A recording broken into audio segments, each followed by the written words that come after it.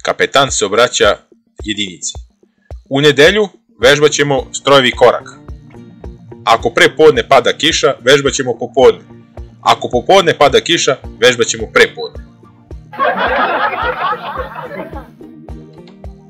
Pitomci padobranske jedinice nekadašnje JNA spremaju se za prvi skok iz aviona.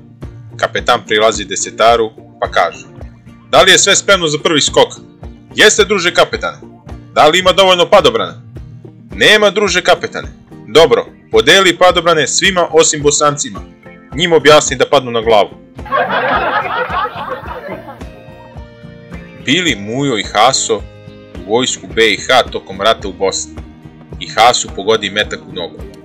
Haso zapomaže, urla, viče, doziva bolničare, a Muji dojade, pa viče na njega: daj bre Haso, šta kukaš tu, pogodio te metak u nogu.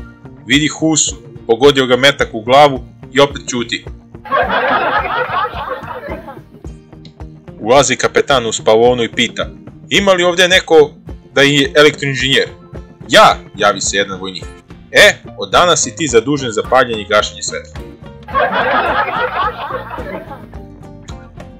Nekada davno u Jugoslovenskoj narodnoj armiji, ili takozvanoj JNA, kapetan objašnjava vojnicima pojam asocijacije. Uzme iz džepa maramicu i počne mahati s njom. Pa pita: Ivice, na šta ti misliš kad ja mašem maramicom? A Ivica odgovara: na rastanak, druže kapetane. Mama mi maše maramicom, a ja odlazim vozom u vojsku.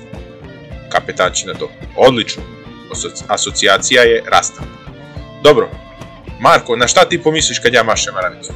A Marko će: na kolo, druže kapetane. Mi plešemo kolo, izvadimo maramici i mašemo njim. A kapetan će: odlično, u tom slučaju asocijacija je ples. A ti, Dragane, na šta ti pomisliš kad ja mašem maramicom? A Dragan će: ja pomislim na onu stvar, druže kapetane. A kapetan će: pa kako možeš da misliš na onu stvar kad ja mašem maramicom? A Dragan odgovara: druže kapetane, ja stalno mislim na onu stvar, maho ti maramicom ili ne?